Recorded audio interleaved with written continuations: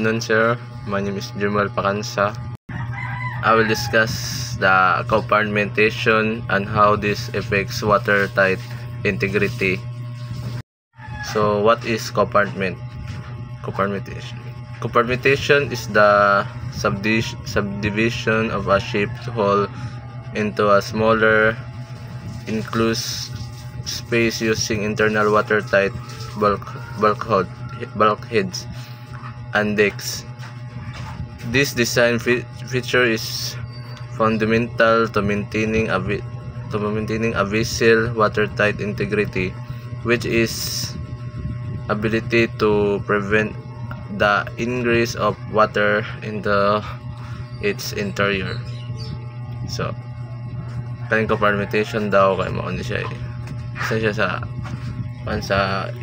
ka barko na naghatag og space or internal tight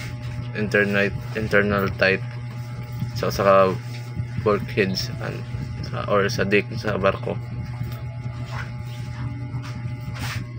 So kuha na siya serving gusto niya siya para ang usa ka barko na ay balanse og lig-on sa mabot na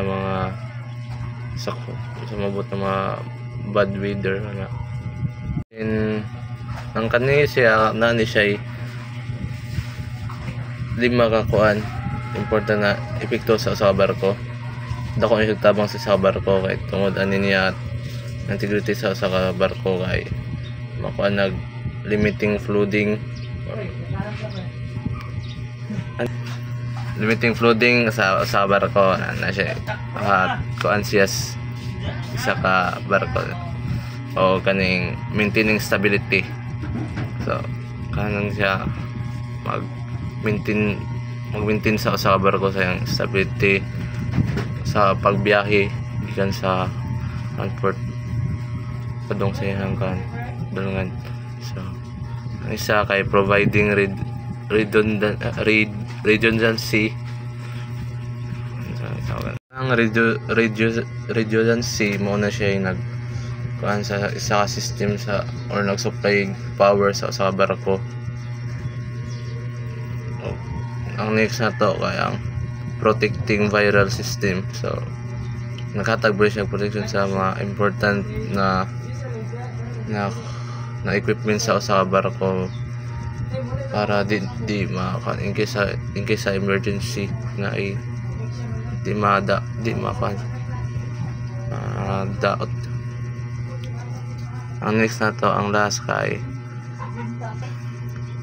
kay facilitating damage control. So ang kana siya kay mo ana siya ang naghimog og action para malimitahan ang mga kuan sa mga negative na mahitabo sa usa ka sitwasyon na ay emergency mo na siya kuan. So maorto sir na substance ang katuwa siya sir dako na siya sa mga severe dako na siya tabang